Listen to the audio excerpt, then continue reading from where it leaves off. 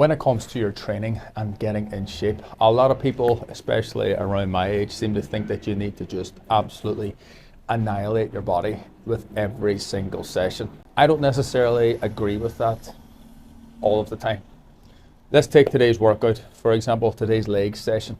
Short on time, short on energy, and I'll be honest, a little short on mood. When you get older, your priorities change so much. You don't have an hour and a half sometimes to commit to the gym. You just think of, right, I've got maybe the guts of 30 minutes to get a training session in, and I've got 30 minutes to get my cardio session in. Take today, for example. Usually it would be 45 minutes up to an hour. I had to squeeze that down. We have to drop the rest times down.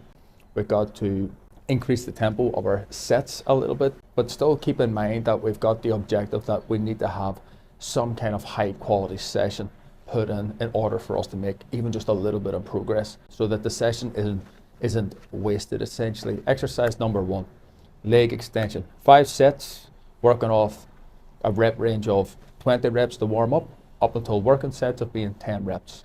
Nice and slow, nice and steady. However, on a typical day, I might decide that I want to warm up on the hamstring curl and the abductor machine.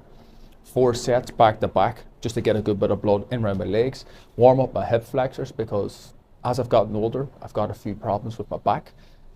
And everybody, not everybody, but a common thing is when you get back problems or a slight injury in your lower back, your hip flexors get very tight. And this workout is going to really revolve around that, of trying to activate my hip flexors as much as possible with the short space of time that I have. Going on to exercise number 2. Bulgarian split squats. Now you'll see here that I have a box set up and it is for balance. When I injured my back, when I was getting back into doing a bit of rehab and training my legs, my balance was terrible. I could not stand on one leg to save my life. It was so embarrassing.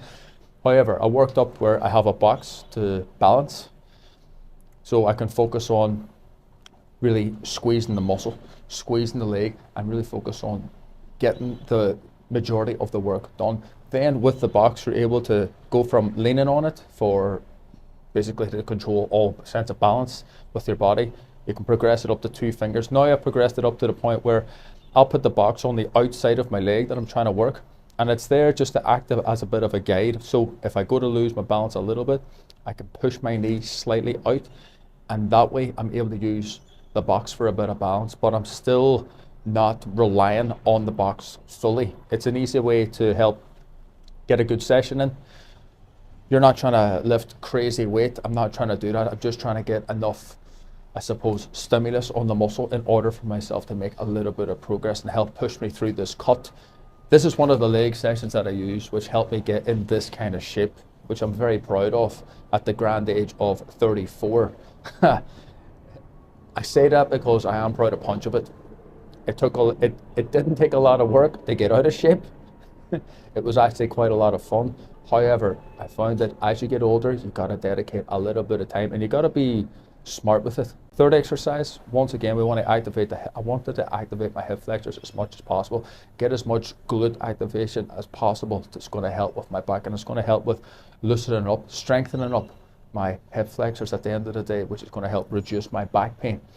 Walking lunges, trying to keep the reps as clean as possible. And I'm trying to not lift as heavy as possible, but I'm trying to think of feeling every little bit of the exercise so I'm able to get the absolute most out of it. And essentially that's my workout done for legs. A quick 20 to 30 minutes maybe, and then I decided to finish off with some abs. Just to touch on abs. Cable crunches, I think, are the absolute GOAT exercise when it comes to abs.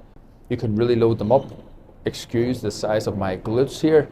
That's from all those Bulgarian split squats and all those walking lunges, all that single leg work has been paying off. With cable crunches, you're able to really load up the abs, load up the tension that you can get on your abs. You can essentially use progressive overload to the best of that method's ability to increase the size and increase the tension that you can put on your abs on your training sessions.